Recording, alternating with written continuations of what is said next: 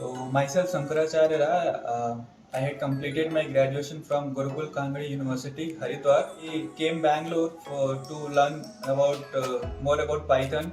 Then I took some demo classes in other institutes. Then I get to know about Pyspiders. I came here. I took 2 days demo also. I finalized. Okay, I'm going to be here for the next 6 months. After joining this institute, first class was the SQL and Python. So the trainers was from the first day. All the trainers were like not like a trainer. They were like a brother and sister. They every day they motivate.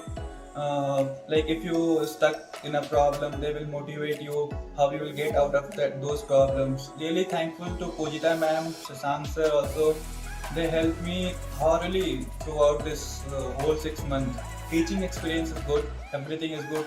I love the presentation part because when I came here, I can understand English, but I was not able to communicate.